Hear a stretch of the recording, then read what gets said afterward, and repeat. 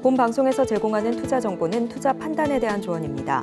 방송에서 제공하는 주식의 가치, 가격 상승 및 하락에 대해서는 방송사에서 보장하지 않습니다. 시청자 여러분 안녕하십니까? 깊이 있는 인사이트로 여러분들의 투자를 잘 이끌겠습니다. 저는 강관우입니다. 저는 이혜은입니다. 간밤에 미국 시장 모두 1% 넘게 많이 빠졌습니다. 특히 최근에 지방은행 이슈가 좀 잠잠해지는 것 같더니 다시 좀 불거지고 있는데 오늘 좀 자세히 좀 살펴드리도록 하겠습니다. 네, 계속해서 글로벌 이슈가 우리 시장도 함께 흔들고 있는 상황입니다. 하지만 그럼에도 불구하고 어제 우리 시장은 잘 버텨주는 모습까지도 확인이 됐는데요. 하지만 오늘 시장은 또 다른 모습을 보여줄 수 있습니다. 그런 만큼 저희 증시8, 증시9와 함께 하시면서 꼼꼼하게 대비해 보셔야 되겠고요. 자, 유튜브로도 서울경제TV 똑같이 만나보실 수가 있습니다. 유튜브에 서울경제TV 검색해 보시면 실시간 방송 중인 화면 들어오실 수가 있고요. 이전에 놓친 내용들도 다시 보기로 돌려보실 수가 있고 그리고 많은 영상 콘텐츠들도 함께 준비되어 있으니까요. 서울경제TV와 함께 성공 투자 이어나가셨으면 좋겠습니다. 자, 오늘 증시8도 우리 증시도 파이팅입니다. 파이팅! 저희가 5월 초부터 개장을 좀 할 때 조금 바꿨죠. 미장원 코너 하는데 오늘도 좀 시작을 해보겠습니다. 네, 오늘도 역시 어제에 이어서 에임리치의 김 PB 전문가 연결해서 간밤 미증시 정리하고요. 암호화폐 시황까지 한 번 더 짚어보도록 하겠습니다. 전문가님 어서 오세요. 네, 안녕하세요. 김 PB입니다. 자, 간밤에 미국 시장 짧게 좀 정리 좀 들어볼까요? 네. 일단 전반적으로 약세를 보이는 흐름을 보였고요. 특히 금융주랑 에너지 쪽 중심으로 큰 하락세가 나왔습니다. 다들 아시겠지만 지금 은행에 대한 불안감이 다시 시장에 확산이 되는데 이 이유 때문에 전반적으로 시장이 하락했고 잠시 후에 그 이유와 은행에 대한 전반적인 전망에 대해서 말씀드리도록 하겠습니다. 특히 엑손모빌하고 쉐보론 등으로 이제 쉐보론 쪽에서 좀 에너지 쪽에서는 큰 급락이 나왔고 금융주 쪽에서는 비자 그리고 뱅크 오브 아메리카, 아메리칸 익스프레스 쪽에서 좀 유의미한 하락세가 나왔습니다. 지금 미국 쪽에 보니까 말이죠. 지금 언론들에 나온 지방은행 이름들이 재밌어요. 팩웨스트 그리고 웨스턴 얼라이언스. 하나는 27% 빠지고 하나는 15% 빠졌는데 이쪽에 지금 이슈가 지금 불거지고 있는 건가요? 어떻습니까? 예, 맞습니다. 팩웨스트는 제가 이제 유튜브에서도 몇 번 말씀드렸던 종목인데 참 신기한 거는 팩웨스트뿐만 아니라 지금 문제가 되고 있는 많은 지방은행들이 그 3월에 워렌 버핏을 긴급하게 만났던 이제 회사들이거든요. 워렌 버핏을 만나려고 이제 프라이빗 제트기 타고 여러 이제 은행들을 순회해가지고 미국 오마하에 모여서 워렌 버핏이랑 긴급 회담을 했었는데 그 회사들이 순차적으로 좀 문제가 되고 있습니다. 그래서 지금 은행 불안감이 다시 확산되는 상황인 거죠. 이러다 은행 망하는 거 아니냐. 지금 월요일부터 해가지고 오늘 이제 화요일, 오늘까지도 장 마감할 때까지 은행주들이 계속 급락하고 있는데 이러다가 추가적으로 뱅크런이 터지는 거 아니냐 이런 우려감이 좀 있고요. 실제로 이제 지금 지방은행들은 문제가 되지만 큰 금융회사들은 문제가 안 된다 이렇게 생각하는 분들이 굉장히 많은데 실질적으로 데이터를 검증해 보면 지방은행들 쪽에서 나온 예금보다 그 대기업, 그러니까 JP모건을 비롯해서 많은 이제 그 대기업 금융그룹 쪽에서 나온 이제 예금이 이탈이 더 크더라고요. 그래서 대기업 쪽 이제 금융그룹들도 안전하지는 않다라는 거죠. 네, 사실 시작은 중소은행이었습니다만 계속해서 이렇게 좀 대형은행까지도 번지고 있는 상황에 대해서 짚어주셨고 또 뱅크런 위기가 다시금 솔솔 불거지고 있다라는 이야기까지 전해주셨습니다. 자, 그런데도 불구하고 지금 서학개미라고 불리는 이 개인 투자자분들께서는 테슬라 순매수 1위 종목으로 1.5배 베팅이라는 이야기까지 함께 나오고 있어요. 주가가 $160대로 하락을 한 상황인데 지금 굉장히 충격적인 이야기는 적정 주가가 28달러 정도다. 이렇게 또 이야기가 나오고 있는 상황인가 봐요. 예, 맞습니다. 일단 저 같은 경우도 실제로 개인 유튜브에서 테슬라가 고점 대비 80% 빠질 거다 이렇게 말씀을 드려오고 있는데 이게 테슬라에 대해서 좀 많은 분들이 궁금해하실 겁니다. 왜냐하면 테슬라에 투자하는 한국 투자자분들이 많기 때문에 특히 또 어제 미장원 진행할 때 테슬라에 관해서 잠깐 물어보셔가지고 제가 오늘 테슬라 관련된 자료를 좀 준비했거든요. 그래서 그럼 과연 테슬라가 앞으로도 좀 이제 상승을 할 수 있을 것이냐, 사람들의 기대처럼 이거에 대해서 좀 말씀드리려고 합니다. 일단 지금 테슬라의 지금 고배율로 레버리지로 지금 한국 투자자들이 많이 베팅을 하고 있는데, 사실 테슬라의 미국 내 전기차 시장 점유율은 2018년 그리고 2020년을 기점으로 고점을 찍고 난 이후에 계속해서 하락을 하고 있는 상황이고요. 테슬라가 뭐 빅데이터 기업이다, 자율주행 기업이다 이런 기대감은 정말 많지만 어쨌든 현재는 지금 전기차를 판매하는 회사거든요. 그래서 전기차 시장 점유율이 굉장히 중요한데 전기차 시장 점유율이 미국 내에서 갈수록 조금씩 떨어지고 있는 이런 상황이고요. 그 이유는 이제 전기차 시장 같은 경우에는 중국 같은 경우도 굉장히 많이 치고 올라오고 있고, 전기차 수요가 또 이제 만드는 것도 전기차들이 이제 중국에서 내부적으로 만들지만 또 내부적으로 중국에서 전기차 수요도 굉장히 많은 상황이거든요. 그래서 중국이 좀 전기차 기술력 그리고 이제 뭐 다양한 디자인이나 이런 경쟁력으로 치고 올라오고 있고, 한국도 현기차 쪽에서 치고 올라오고 있기 때문에 미국 내 전기차 시장 점유율이 좀 약해지고 있다 이런 상황이고, 그 다음에 이제 소비자 신뢰지수라는 게 있습니다. 미국 컨퍼런스 보드에서 매번 발표하는 이런 이제 지수가 있는데 소비자들의 어떤 소비에 대한 자신감 이런 것들을 상징하는 지표거든요.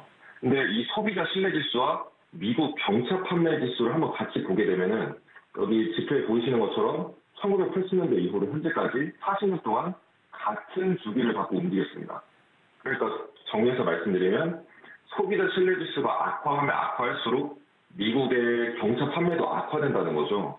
근데 지금 이건 이제 제가 작년 데이터를 갖고 왔는데 이제 결론적으로는 소비자 신뢰지수와 경차 판매가 이게 연동이 된다는 말씀을 드리고 싶은 거였고, 현재까지 소비자 신뢰지수는 엄청나게 급락을 하고 있어서 50년 만에 최저치를 기록했습니다. 즉 순차적으로 미국의 차량 판매도 그만큼 줄어들 것이라는 우리가 생각을 해볼 수가 있겠는데, 이 지표에서는 미국 경차 판매에 대한 데이터만 검증을 해드렸지만 실제로는 미국의 경차뿐 아니라 전반적인 차량 판매가 소비자 신뢰지수와 함께 연동이 됩니다. 즉 결론적으로 소비자 신뢰지수가 50년 만에 최저치였고, 그 이외에도 다양한 지표들로 이제 제가 검토를 해보면 미국의 차량 판매가 향후 1년, 2년, 3년 이렇게 좀 우리가 경제가 좀 어려워지는 기간 동안 굉장히 차량 판매가 많이 줄어들 것 같고, 그렇게 되면은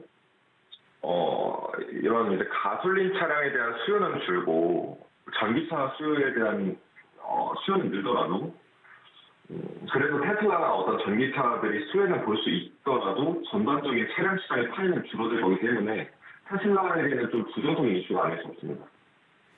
자, 지금 테슬라에 대해서 이제 부정적인 톤으로 말씀을 주셨는데 사실 시장에서 들을 수 있는 뷰하고 좀 상당히 격차가 있는 것 같은데 뭐 여러 가지 뭐 견해가 있을 수 있겠습니다만은 테슬라가 최근에도 가격 인하를 많이 하지 않았습니까? 근데 딴 데도 그러면 가격 인하를 안 할 수도 없고 안 따라올 수 없을 것 같은데 지금 시장 자체도 줄고 가격 인하도 준다 그러면 우리나라 밸류체인 선상에 있는 양극재, 음극재, 뭐 전해질 다 영향을 받을 것 같은데 테슬라 괜찮을까요, 앞으로?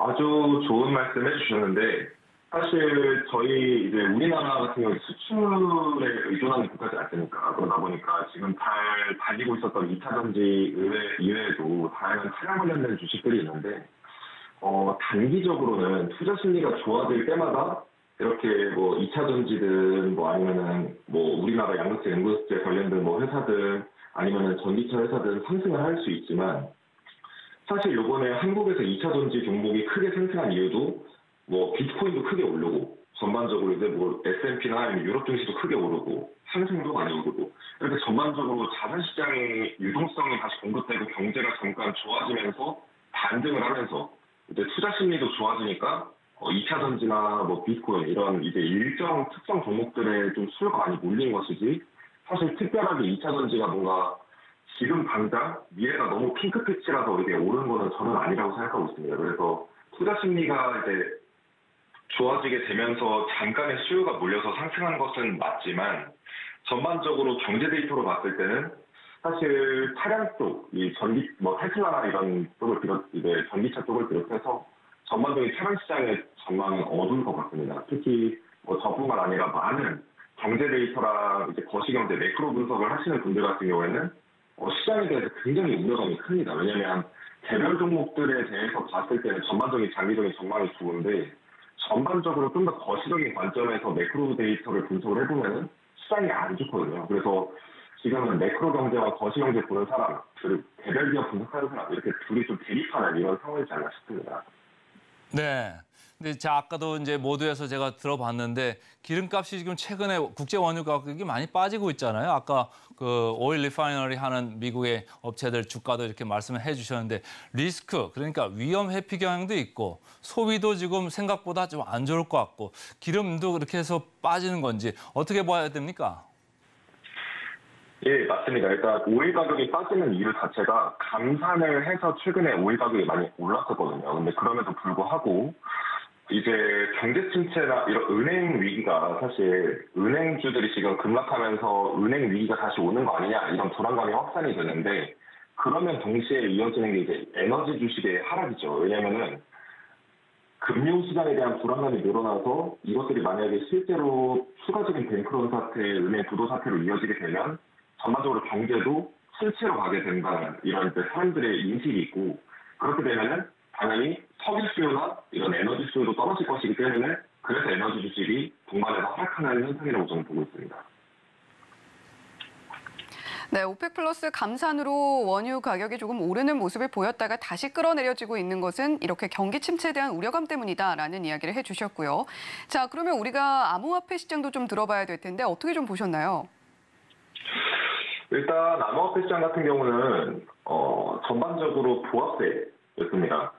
비트코인은 그나마 수요가 좀 몰리면서 상승세로 마감을 했는데 은행 부도의 우려감이 자연스럽게 암호화폐 시장에도 영향을 미쳐서 비트코인은 호재일 거다라는 이런 기대감들이 확산이 되면서 비트코인이 약상승을 했고요. 하지만 실제로는 장기적으로는 은행이 부도되면 경제가 위축이 될 거고 경제가 위축이 되면 비트코인에는 분명한 악재입니다. 왜냐하면 비트코인은 경제 유동성하고 동일하게 움직이거든요. 많은 분들이 이제 비트코인이 반감기가 오면은 지금 이제 반감기 시즌이 곧 도래하는데 비트코인 채굴량이 반으로 줄어드는 반감기가 도래하는 상황이다 보니까 비트코인이 오를 거다라고 하면서 지금 많은 분들이 비트코인에 열광하고 매수하고 하는 분들이 점점 늘어나고 있는데 사실 비트코인은 글로벌 유동성하고 같이 움직입니다. M2랑 같이 움직이는데 지금 M2가 계속 빠지고 있거든요. 지금 몇십 년 만에 최저치 수준으로 빠지고 있어서 비트코인은 굉장히 안 좋은 상황이고 은행이 위기가 와서 경제 침체가 벌어지면은 실제로 그런 상황이 벌어지면 비트코인에도 당연히 이제 유동성이 꺾이면서 악재로 작용할 거기 때문에 이 부분은 좀 주의를 하시는 게 좋을 것 같고요. 일단 매수를 아무리 원하시는 분이더라도 좀 단기적인 관점에서만 좀 트레이딩을 하시는 걸 추천을 계속 드리고 있습니다. 저는 현금 비중을 계속 확대하라고 말씀을 드리고 있거든요. 2021년부터. 근데 지금 특히나 또 이제 어느 정도 비트코인이 고점에 달하고 있는 이런 모습을 좀 보이려고 하고 있어서 이 부분을 좀 주의해야 될 것 같고요. 잠시 후에는 또 제가 비트코인의 가격을 예측할 수 있는 어떤 한 가지 좀 유의미한 데이터를 좀 보여드리도록 하겠습니다.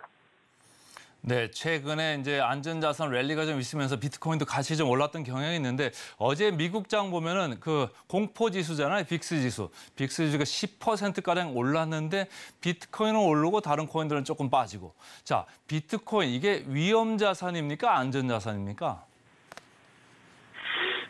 이 부분에 대해서 또 너무 좋은 질문들을 많이 해주시는데 이 부분에 대해서 또 많은 투자자분들이 착각을 하시는 경우가 있어요. 왜냐면 비트코인이 이제 은행이 뭔가 망하면은 비트코인이 오를 거다 이런 기대감들은 많은데 실질적으로는 엄청나게 이제 리스크가 큰 주식이나 다른 일반 부동산이나 이런 다른 기타 자산들에 비해서 리스크가 굉장히 큰 자산입니다. 그 대신에 상승률도 다른 자산들이 이번에 S&P나 이런 것들이 5%, 10% 오를 때 미국 이제 비트코인은 훨씬 더 큰 8배, 10배 이런 정도 수준의 금액으로 올랐거든요. 미국 증시 대비해서. 그래서 정확히는 위험 자산으로 보는 게 맞고 그래서 변동성도 굉장히 큽니다. 네, 위험 자산이라는 관점까지 함께 공유를 해주셨는데 자, 비트코인에 대해서 더 풀어주실 이야기들도 있으시다면서요? 그럼요. 일단 비트코인이 최근 이제 약상승을 해서 많은 분들이 또다시 이제 하락세 마감되고 상승하는 거 아니냐 이런 기대감을 하시는데 이 비트코인의 옵션 미결제 약정 추이를 한번 보고 가는 게 좋습니다. 이 데이터는 이제 비트코인에 몰려있는 비트코인 옵션의 미결제 약정이거든요. 그래서 쉽게 말해서 비트코인 옵션에 파생 상품 중에서 옵션에 투자하는 사람들이 자금이 많이 늘어나냐 줄어드냐 이런 것들을 이제 보는 데이터거든요. 근데 지금 현재 기준으로 이 정도까지, 이 11년 정도까지 올라왔는데, 옵션이라는 거는 여러분들도 다들 아시겠지만 파생 상품은 변동성이 굉장히 크고 리스크가 굉장히 큽니다. 그렇기 때문에 뭐 100만 원으로 1000만 원, 2000만 원, 5천만 원 가진 것처럼 투자를 할 수 있는 게 옵션이잖아요. 그러다 보니까 현물 시장에 실제로 미치는 영향도 크고 이런 투기 자금이 많이 몰리게 되면 특정한 형성들이 있습니다. 뭐 여러분들도 다들 아시다시피 소문난 단체에 먹을 거 없다라고 하잖아요. 그 속담처럼 실제로도 옵션 시장에 이렇게 투기 자금이 많이 몰려서 일정 수준 이상, 10빌리언 수준 이상으로 상승하게 되면 어떤 결과가 있을까? 이걸 제가 차트로 검증을 해봤는데 이게 비트코인 차트거든요. 2021년부터 현재까지 비트코인 차트인데 정확히 비트코인 쪽 옵션에 자금이 많이 몰려서 이제 사람들의 투기 심리가 극에 달할 때 암호화폐 시장이 전반적으로 고점이나 내지는 고점에 가까워질 가능성이 높다라는 이런 결과를 확인을 했습니다. 이 데이터 말고도 다양한 데이터로 이제 투기 심리가 몰렸을 때를 보면 여지없이 얼마 안 가서 시장이 떨어지더라고요. 그래서 과거랑 같다면은 앞으로 이제 한 달에서 길게는 3개월 내일 시장이 다시 약대로 갈 가능성이 굉장히 높아지고 있는 상황입니다. 왜냐면은 옵션 금액이 꽤나 이제 미결점이 높아졌고 옵션 자금이 또 이제 상승했을 때가 중요한 게 아니라 상승해서 이제 떨어지면서 투기 심리가 좀 점점 줄어드는 이때가 가장 위험한 때거든요. 그래서 지금 비트코인이 이제 상승하고 이제 하락하고 하면서 자리를 지켜주고 있는데 여기가 지금 약간 굉장히 좀 중요한 변곡점이지 않나 이렇게 생각을 합니다. 네, 또 소비 심리와 함께 연동을 해서 비트코인 시장 분석까지 들어봤습니다. 지금까지 에임리치의 김PB 전문가와 함께 이야기 나눠봤습니다. 오늘 말씀 고맙습니다.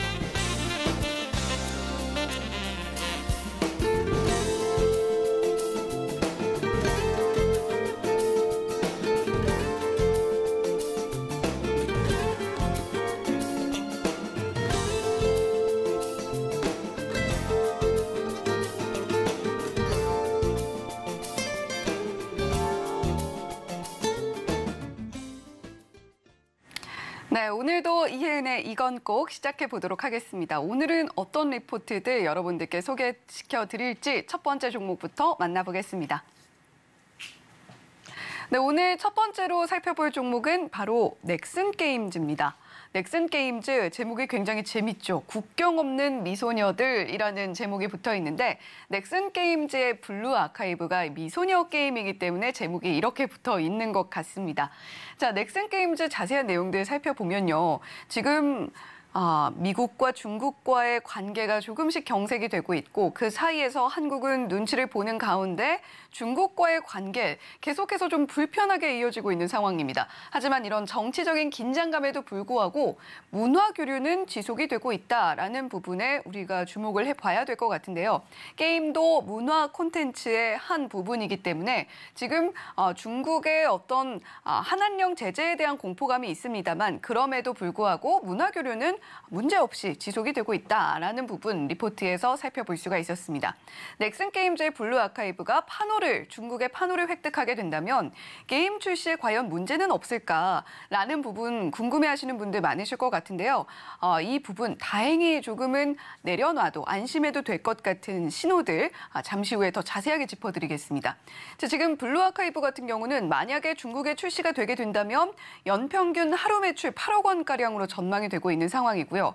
그리고 지금 물론 미국과 중국과의 갈등 그리고 한국과 중국과의 약간의 불편한 관계에 주가는 다소 주춤했는데 오히려 그 구간이 매력적이다라는 평가까지 함께 내놓고 있습니다. 넥슨 게임즈에 대한 자세한 내용 더 살펴보도록 할게요. 지금 중국 콘텐츠 개방 움직임은 현재 진행형이다라고 보시면 될 것 같습니다. 최근 중국과 미국의 관계가 조금 불편해지고 또 대만 문제도 있죠. 그리고 러시아 우크라이나 전쟁에 있어서 윤 대통령의 무기 지원 발언이 나오면서까지 한국과 중국의 관계가 다소 껄끄러워진 측면이 있었습니다. 하지만 그럼에도 중국의 콘텐츠 개방 움직임 지속되고 있다라고 말씀을 드렸는데요. 지난달 24일이었습니다. 중국에서 9년 만에 한국 영화제가 열렸는데 입장권이 연일 매진 행렬을 기록을 했다라고 해요. 그리고 우리 정부도 시진핑 주석의 방한을 초청하기 위해서 계속 움직이고 있는 상황이고 한중일 3국 정상회담도 함께 추진하자라는 움직임도 보여주고 있기 때문에 문화교류에 있어서만큼은 특히 더 너무 큰 우려를 할 필요는 없다라는 것이 리포트의 관점입니다. 지금 사실 가장 가깝게 생각을 할 수 있는 것은 결국에 사드 배치 갈등으로 인해서 생겼던 한한령 공포였을 텐데 만약에 이 시나리오가 재현된다고 해도 판호 획득 게임에 미치게 되는 영향 자체는 크지 않을 것이다라는 전망도 함께 나오고 있습니다. 그 당시로 돌아가 보면 이유를 알 수가 있는데요.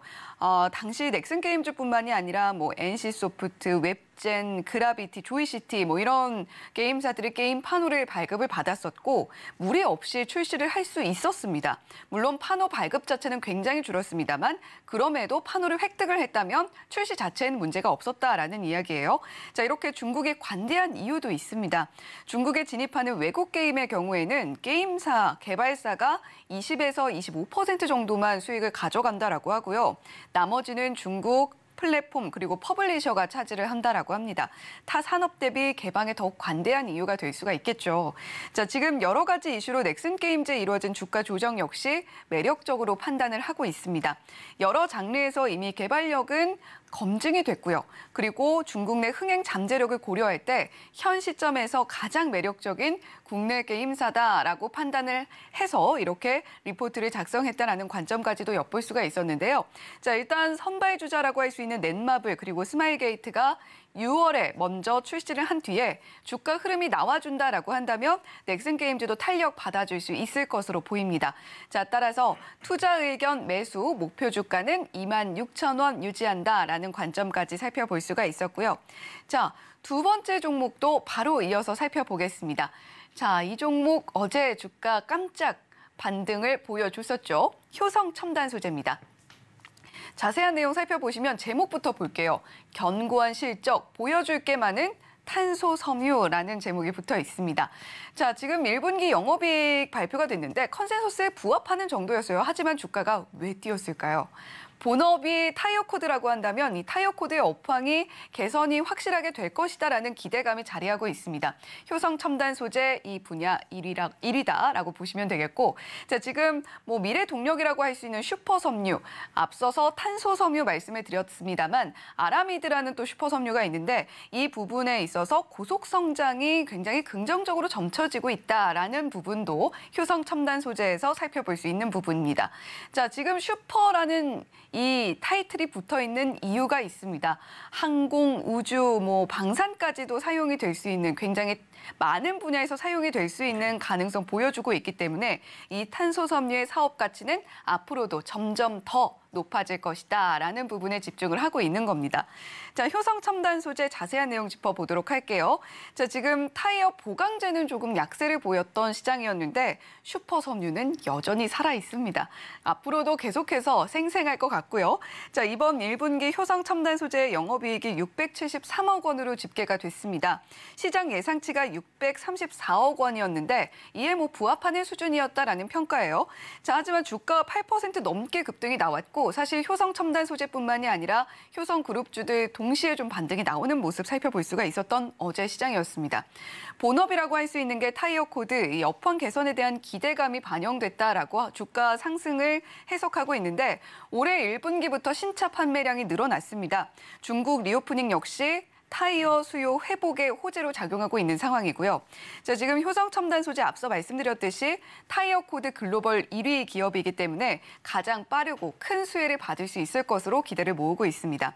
하지만 무엇보다도 이 슈퍼 섬유, 탄소 섬유, 아라미드 쪽에 큰 기대감이 쏠리고 있는 상황이고요. 특히 태양광 하면 또 효성이기 때문에 태양광 또 고압 용기에 사용되는 탄소 섬유는 전방 수요가 또 호조를 보이고 있고 판가 역시도 강세를 지속하면서 호실적을 보여줬는데 이런 실적 모멘텀 앞으로도 더욱더 확대될 것으로 전망이 되고 있습니다.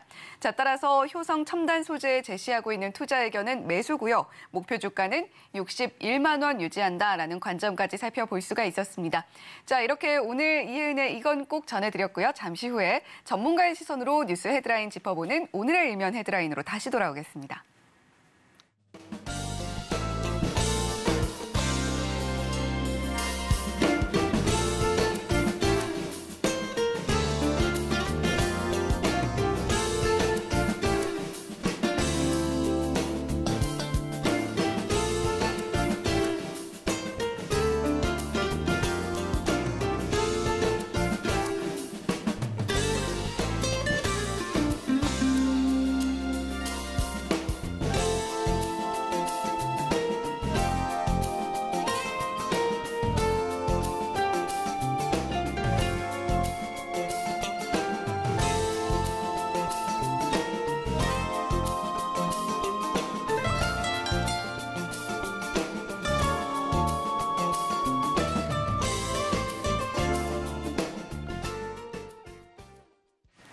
네, 오늘도 전문가의 시선으로 뉴스 헤드라인 분석해드리겠습니다. 오늘은 어떤 분과 함께 할까요? 루크투자연구소의 임순재 대표님 나오셨습니다. 대표님 어서 오세요. 네, 안녕하십니까?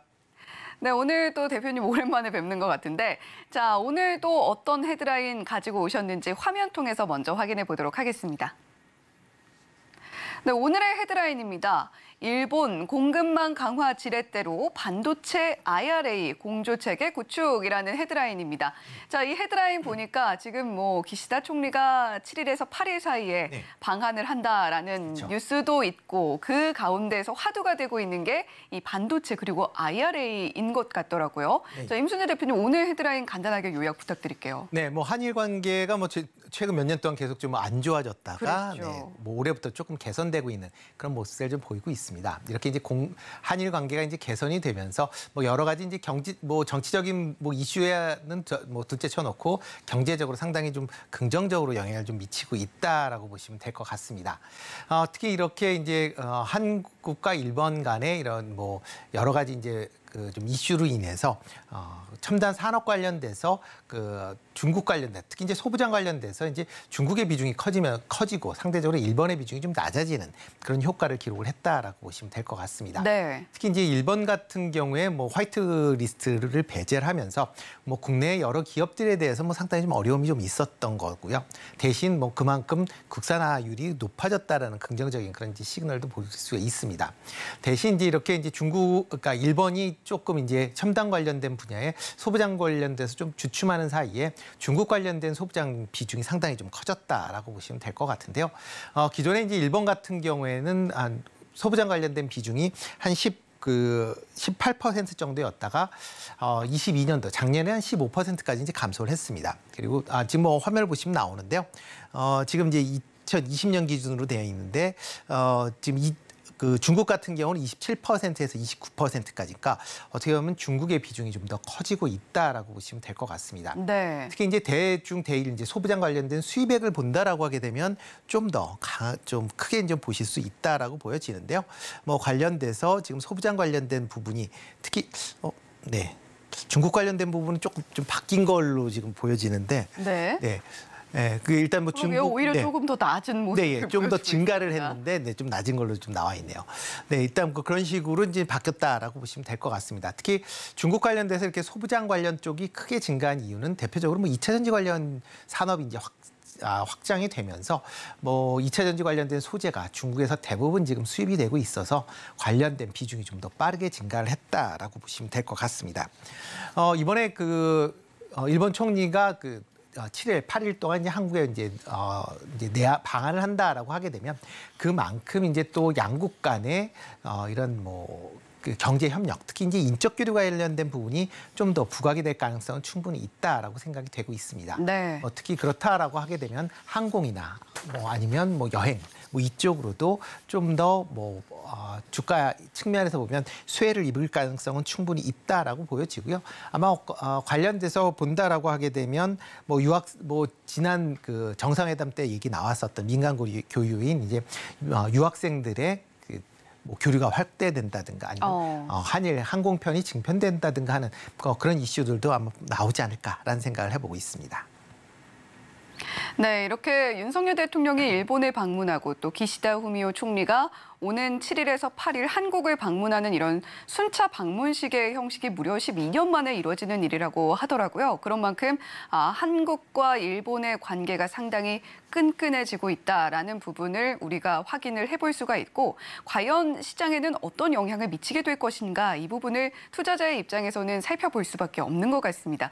자, 그렇다면 이 뉴스를 투자자 입장에서 볼 때는 투자 키워드 어떻게 잡아보면 좋을지 궁금하네요. 네, 일단 한일 교류 강화 관련된 종목에 대해서 좀 관심을 가지실 필요가 있지 않을까 싶습니다. 네. 특히 이제 한일 관련돼서 민간 교류가 이제 활발히 좀 이루어지고 있는 측면이 있습니다. 5월달, 6월달 연속 지금 한일 경제 회담들이 이제 이어지고 있는 그런 상황이고요. 특히 이제 6월달에는 한일 상공회의소 이제 사장단 회의가 있을 예정입니다. 6년 만에 지금 다시 개최가 되는 건데요. 사상 최대 규모로 이제 이루어진다라고 얘기를 하니까 아마 한일 경제인들의 교류가 지금보다는 좀 더 활발히 진행될 가능성이 있다라고 보여집니다. 이렇게 이제 한일 경제 교류가 이제 활발히 된다라고 하게 되면 한일 관계에 여러 가지 산업적인 측면도 있지만 그 외에 또 이제 대외적인 그런 문제도 있습니다. 특히 이제 미국의 IRA 법안이나 반도체 법안 관련돼서 여러 가지 또 서로 이제 협력을 해야 되는 부분들이 있습니다. 미국 같은 경우도 미국자 우선주의다 보니까 미국 중심적으로 하다 보면 이외의 국가들, 유럽이나 우리나라나 일본 같은 경우도 그 관련된 분야에 상당히 좀 본의 아닌 피해를 좀 입는 경우들이 있고요. 네. IRA 법안에 대표적으로 자동차 관련된 전기차 원산지에 대한 부분도 이제 있다시피 여러 가지 이제 대처해야 될 그런 사항들이 좀 많이 있다라고 생각이 됩니다. 한일이 이렇게 협력을 통해서 이런 대처를 한다라고 하게 되면 지금보다는 좀 더 나은 그런 이제 상황이 유지될 가능성 충분히 있다라고 보여지고요. 또 하나가 이제 한일 간의 이제 화이트리스트가 이제 재개가 그러니까 화이트리스트가 복원이 된다라고 하게 되면 관련된 이제 산업의 협력 방안도 지금보다 좀 커질 수밖에 없다라고 보시면 될 것 같습니다. 네, 제가 한 가지만 좀 더 질문을 드려볼게요. 네. 이 화이트리스트가 이렇게 다시 복원이 된다라는 이야기를 해주셨습니다만 사실 그 기간에 또 국내 소부장 업체들이 컸던 측면들도 있잖아요. 그렇죠. 성장할 수 있었던. 네. 자, 그 부분은 우리가 좀 우리나라 반도체 소부장 기업들은 어떻게 좀 바라보고 대처를 해야 될지도 궁금해집니다. 네, 일단 국내 기업 입장에서 보면 소부장 관련된 기업 입장에서 보면 조금 부정적으로 봐야 되는 거죠. 그렇지만 아마 그 내용은 아마 그렇게 크게 좀 부정적인 영향이 좀 제한되지 않을까라는 생각은 좀 해보고 있습니다. 보통 이제 소부장 관련된 장비가 한번 바뀌게 된다라고 하게 되면 이게 공정 자체 내에서 한번 바뀌기 때문에 만약 이 장비나 부품을 바꾸기 위해서는 공정 자체를 바꿔야 되는 경우들이 많습니다. 네. 그렇게 되면 이걸 만드는 완성업체 입장에서 보면 기존에 잘 나오고 있는 상황에서 굳이 이걸 바꿔야 되느냐 라는 또 이제 얘기가 나올 수밖에 없는 거고요. 특히 이렇게 바꿨을 때 제품의 품질이나 수요에 대한 우려도 커질 수밖에 없기 때문에 아마 바뀌는 부분이 신규 라인 같은 경우에 이제 경쟁을 통해서 바뀔 가능성은 있다라고는 보여지지만 지금 현재 깔려 있는 상황에서는 쉽게 변경되긴 좀 어렵지 않을까라는 생각을 좀 해보고 있습니다. 네. 자, 지금 국내 소부장 업체들은 어떻게 우리가 또 특히나 보유하고 계신 분들 어떻게 대응해야 될까 고민하고 계신 분들이 오히려 이 뉴스를 보고 많아지셨을 것도 같은데 일단 임순재 대표님께서는 공정 자체가 새로운 공정으로 변화가 되지 않는 이상 그렇게 큰 영향을 미치지는 않을 것 같다라는 이야기를 해주셨습니다. 자, 그러면 계속해서 다시 돌아와서 이 한국과 일본의 공조로 인해서 우리가 얻게 될 것들, 특히 금융시장 안정이라든가 이런 것들도 꾀해볼 수 있잖아요. 네, 그렇죠. 대외 변수, 특히 이제 국내 환율도 요즘에 최고는 1,340원대를 유지를 하고 있는데요. 이렇게 이제 환율 자체가 올라간다라는 것, 그만큼 우리나라가 이제 대외 경제에 상당히 좀 취약성을 보이고 있다라고 보시면 될 것 같습니다. 특히 이제 환율 관련된 부분은 여러 이제 나라들과 이제 수학 거래에 대한 얘기들이 많이 나오고 있는데요. 한일 관계 같은 경우도 관계 이제가 나빠지기 이전에는 지난 이제 글로벌 금융 위기 때였죠. 그때서부터 한일 금융 통화 수합을 이제 단행을 했었습니다. 그렇지만 관계가 이제 틀어지면서 지금 수합이 지금 중지되어 있는 그런 상황이고요. 만약 지금 현재 당장은 수합에 대한 그렇게 수요가 크진 않다라고는 하지만 중장기 관점에서 보면 언제든지 이런 금융 위기급의 위기가 올 수 있으니까 그때를 대비하기 위해서 금융 수합도 이렇게 관계가 좋아지면 금융 수합도 같이 체결될 수 있지 않을까. 그러면서 국내 환율 문제도 조금 다소 안정을 찾을 수 있을 가능성도 있다라고 생각이 되고 있습니다. 네. 지금 환율이 항상 지금 화두가 된 지가 벌써 좀 됐습니다. 하지만 일본과 이렇게 공조를 통해서 점차 우리 금융시장도 함께 안정을 찾아갈 수 있지 않을까라는 이야기까지 전해주셨고요. 자, 그렇다면 수혜 업종을 우리가 이 뉴스를 보고 좀 분류를 해봐야 될 텐데 임순재 대표님은 지금 현재 어떤 업종, 수혜 업종으로 분류를 하고 계신가요? 네, 일단 대일 관련돼서 이제 수출이 좀 증가할 수 있는 그런 분야로 아마 좀 관심 있게 좀 보시면 어떨까 싶고요. 대표적으로 본다라고 하게 되면 스마트폰 관련된 부분, 그다음에 또 하나가 이제 항공 관련된 부분, 그다음에 이제 자동차 관련된 부분이다라고 보시면 될 것 같습니다. 스마트폰 같은 경우에는 그러니까 일본 내에서는 애플이 지금 전체 이제 시장 1위를 차지하고 있고요. 그 외에 이제 안드로이드 폰이 일부 나머지를 이제 차지하고 있는 그런 상황이다라고 보시면 되겠습니다. 지금 화면을 잠깐 보시면 일본의 스마트폰 시장 점유율을 본다라고 하게 되면 지금 애플이 절반 이상을 차지하고 있습니다. 그만큼 일본 가시면 애플을 쉽게 보실 수가 있는데요. 대신 이제 안드로이드 폰이 상대적으로 좀 부진한 그런 모습을 보이고 있습니다. 이에 따라서 삼성도 일본 시장에서 그렇게 힘을 많이 발휘하지 못했었던 측면이 있었거든요. 그렇지만 이제 작년에 이제 폴더블 폰이 본격적으로 이제 출하가 되고 그다음에 갤럭시 S23이 이제 출하가 되면서 일본 내에서 시장 점유율이 점차적으로 확대되고 있는 그런 모습을 보이고 있습니다.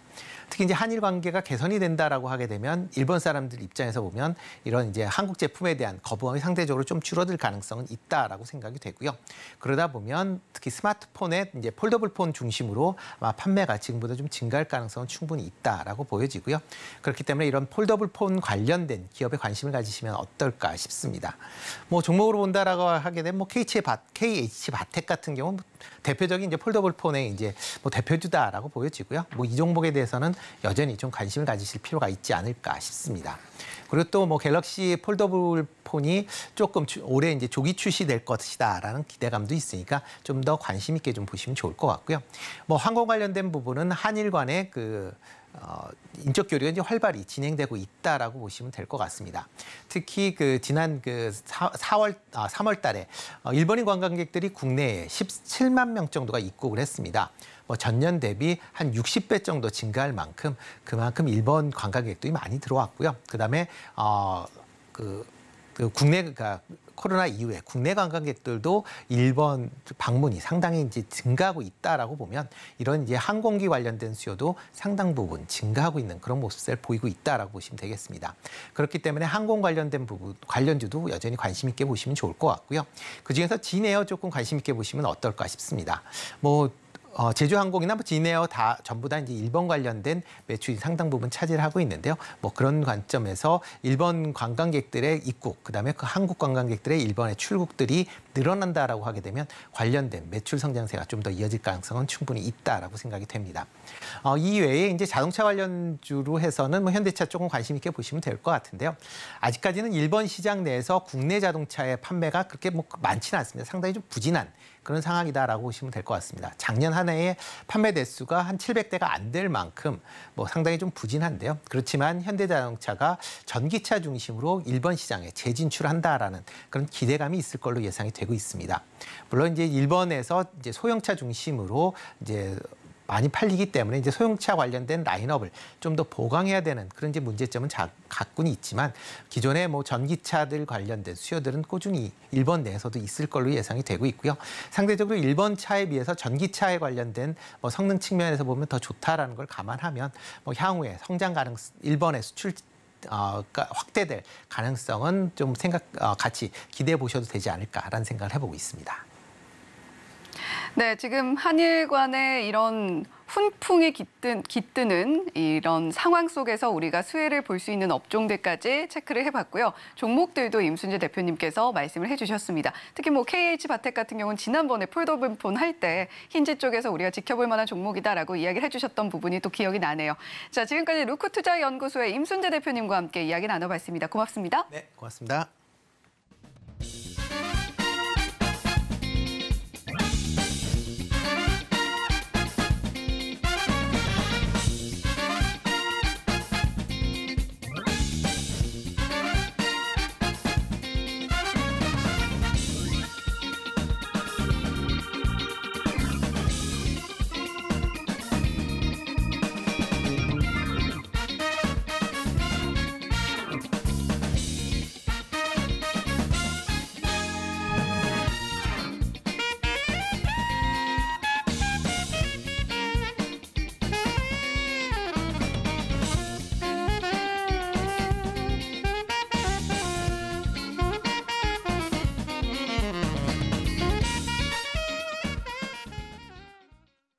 시장기장 30분 남기고 있습니다. 매일 아침 8시 반 지금사 코너 하는데 오늘은 하나증권 삼성동 금융센터의 이청원 FA와 함께하겠습니다. 안녕하세요. 안녕하세요. 자, 오늘 두 종목 먼저 뭐부터 좀 들어볼까요? 이게 JYP 엔터입니다. 최근에 주가 흐름이 매우 좋습니다. 어제 같은 경우에는 장중에 거의 6% 정도 올라가는 움직임이 나왔고 덕분에 코스닥에서 시가총액 기준 양 6위까지 올라오는 움직임이 나왔습니다. 필연 동사뿐만이 그런 것이 아니라 SM 그리고 YG 엔터테인먼트 거기에 하이브까지 분명 최근 들어서 엔터테인먼트 그중에서도 매니지먼트 회사들의 주가 흐름이 매우 좋다라고 하는 것을 여러분들 모두가 확인을 할 수 있을 것 같습니다. 기존에는 여러 가지가 있겠지만 결국에는 우호적인 경영 환경이 계속해서 이어지고 있다는 점이 핵심 변수로 지목될 수가 있을 것 같은데 그도 그럴 것이 2020년이었죠. 코로나19가 발발한 이후로 사실상 방송이나 공연이 상당 부분 타격을 받긴 했지만 그때부터 성장을 하게 된 비대면, 유튜브를 기반으로 하고 있는 광고 수익이나 기타 음반과 음원 부분에서의 매출 개선이 조금씩 확대되었고 그것이 지난해부터 본격적으로 자리를 잡기 시작한 게 아닌가 그리 생각을 합니다. 그런 면에서 올해 매니지먼트 회사 4개의 음원과 음반 매출이 각각 4,500억 그리고 8,800억 원 수준이 전망이 되고 있습니다. 기존에는 국내 시장에서의 판매량 증가라고 하는 부분도 있지만 지금은 해외, 북미, 남미 그리고 유럽 지방에서 계속해서 늘어나고 있는 음반 판매 그것이 동사는 물론이고 매니지먼트 회사 전반적인 실적 개선으로 이어지고 있는 것으로 보여지고요. 동사가 기타 매니지먼트 회사와 차이가 나는 것은 역시나 포트폴리오 비중입니다. SM과 YG 같은 경우에는 국내 시장에서의 매출이 대략 70% 반면 해외 시장 같은 경우에는 30%가 아직까지 안 되는데 동사 같은 경우에는 국내와 국외가 거의 절반 정도로 비슷한 수준을 유지하고 있습니다. 해외 시장에서의 매출이 어느 정도 탄탄하게 이루어진다라고 하는 것은 다르게 표현하면 ARPU라고 할 수가 있습니다. 1인당 매출액이 크게 개선되는 것을 의미하는데 동사가 거기에 따른 효과를 계속해서 누리고 있는 것이 분명 매우 좋은 주가 흐름에 영향을 미치고 있는 변수가 아닌가 그렇게 생각을 하고 있고요. 올 한해 실적이라든지 1분기 실적 전반적으로 크게 나쁘지 않은 움직임이 나오는 상황에서 앞으로 실적 전망이 지금 더욱 좋을 것으로 기대가 되고 있습니다. 그렇다면 시장의 상승이라고 하는 부분에 실적이라고 하는 모멘텀이 모두 가미가 될 것으로 보인다는 점에서 지금의 주가 흐름은 응당 더 이어지지 않을까 그렇게 생각을 하고 있고요. 저는 개인적으로 코스피 시가총액 상위 10개 종목은 현재 우리나라의 주력 산업이 내재되어 있는 거라고 생각을 합니다. 반도체와 자동차, 거기에 2차 전지, 현재 대한민국의 주력 산업이라면 코스닥의 시가총액 상위 10개 종목은 다가올 미래 혹은 앞으로 산업 전망이 매우 밝은 기업들이 내재된 게 아닌가 그리 생각을 하고 있습니다. JYP가 지금 6위입니다. 그리고 SM이 12위, 11위. 아마 앞으로 지금과 같은 주가 흐름을 보인다면 응당 10위권 안으로 당연히 진입이 되지 않을까 그렇게 생각을 하는데 그게 의미하는 것은 결국 매니지먼트를 기반으로 하고 있는 다양한 엔터테인먼트 회사 그리고 그들이 영위할 수 있는 산업이라고 하는 것이 우리나라에서 다가올 미래에 전반적으로 매우 좋은 훈풍을 일으킬 수 있는 산업이 될 수 있다는 것. 그런 면에서 JYP 엔터 같은 경우에는 여러분들이 단기적인 관점으로 보지는 말고요. 올 한해 계속해서 끌고 간다면 저는 주가도 지금보다 더 높은 곳에 분명 위치를 하고 있을 거라고 생각을 합니다.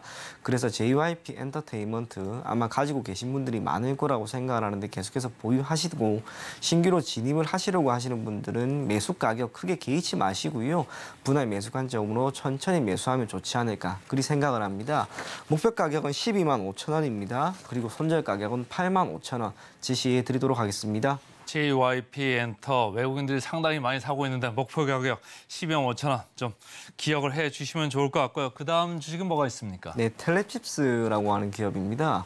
최근에 현대와 기아의 실적이 매우 좋습니다. 그러한 상황에서 자동차 부품, 완성형 부품도 그렇고 자동차 부품과 거기에 전장품 관련된 기업들의 주가 흐름도 상당 부분 나아지고 있습니다. 아마도 자동차 판매를 기반으로 하고 있는 지금 완성차의 실적이라고 하는 게 당장 다음 분기에 꺾일 일은 없을 것 같습니다. 그게 의미하는 것은 자동차 산업과 이와 관련된 기업들이 실적 개선이 조금 더 이어질 수 있음을 의미하고 당분간 그 훈풍은 조금 더 이어질 가능성이 높다는 것을 의미합니다. 비용이라고 하는 측면에서 사실상 절감이 되는 것은 현대나 기아가 특별히 없습니다. 원재료 가격이 모두 올랐기 때문에. 그럼에도 불구하고 영업이익이 크게 개선될 수 있었던 것은 결국에는 국내도 마찬가지였고 해외였죠. 해외 시장에서의 판매량이 크게 증가하는 움직임이 나왔습니다. 기존의 현대나 기아라고 하면 사실상 브랜드 이미지 그리고 브랜드 인지도가 낮았기 때문에 판매가 그리 많이 되지는 않았었는데 이제는 조금씩 변화하는 양상 속 실적이 우호적으로 나왔다고 보여지고요. 그에 따라 자동차 부품주들의 실적도 더욱 좋을 것으로 기대가 되고 있습니다. 텔레칩스는 차량용 반도체, 그중에서도 MCU라고 하는 반도체를 시장에 공급하고 있는 기업입니다. 기존에는 일본에서 전량 수입에 의존을 했었는데 그것을 동사가 처음으로 국내에서 자체적으로 개발을 했고요. 약 3년 정도 전부터 삼성전자와 이와 관련돼서 직접적인 협력을 해 나가고 있는 기업입니다. 지난해 같은 경우 차량용 반도체 공급이 원활하지 않다라고 하는 점으로 인해서 실적이 상당 부분 위축이 되었을 것이다라고 하는 전망은 있었음에도 불구하고 동사는 매출액의 변화가 없었습니다. 그리고 올해 같은 경우에는 오히려 매출액이 크게 개선될 가능성이 지금 있는 시점, 다르게 표현하면 신차에 대한 판매량과 신차의 출고 기간이 상당 부분 단축이 되는 거죠. 기저에 있는 게 이 MCU 공급이 원활하게 이루어지고 있는 것이라고 생각하시면 좋을 것 같습니다. 그래서 올 한해 실적 전망, 특히 영업이익 전망도 그리 나쁘지 않은 상황이고요. 주가 흐름 또한 지금 매우 견고한 모습을 보이고 있습니다. 대략 지난주 정도에는 장중에 17% 정도 올라가는 움직임을 보이면서 2만 원이 넘는 모습도 보여주었는데 이후 시장이 소폭 흔들리면서 주가는 조정을 받았습니다. 있습니다만 여전히 한 번에 급등이 나오기 전 수준입니다. 지금 시점에서 동사에 산재되어 있는 리스크는 크지 않다라고 하는 것을 감안한다면 여러분들이 대략 18,000원 정도 되는 지금 가격대에서 매수하는 것이 결코 나쁜 결과를 줄 거라고 생각하지는 않습니다. 전반적으로 업황 자체가 좋습니다. 그리고 시장도 한 차례 조정을 겪었기 때문에 지금부터 다시 한번 시장의 긍정적인 영향도 받을 수 있지 않을까 그렇게 생각을 하고 있습니다. 그래서 텔레칩스라고 하는 기업 또한 여러분들이 현 시점에서 한번 눈여겨보실 것을 권해드리겠고요. 목표 가격은 22,500원, 손절 가격은 15,000원 제시해 드리도록 하겠습니다. 자, 오늘 JYP 엔터 그리고 텔레칩스까지 잘 들었습니다. 고맙습니다. 감사합니다.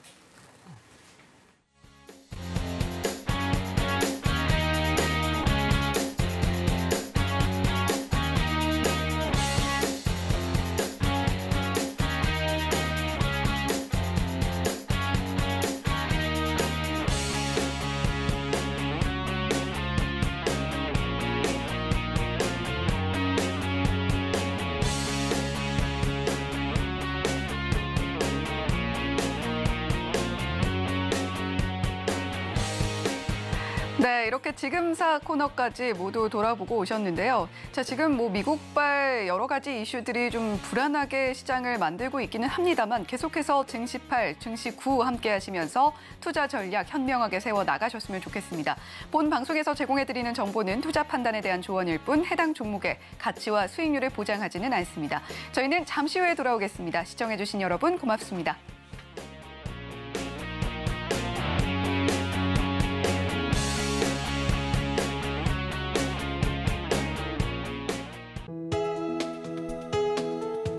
본 방송에서 제공하는 투자 정보는 투자 판단에 대한 조언입니다. 방송에서 제공하는 주식의 가치, 가격 상승 및 하락에 대해서는 방송사에서 보장하지 않습니다.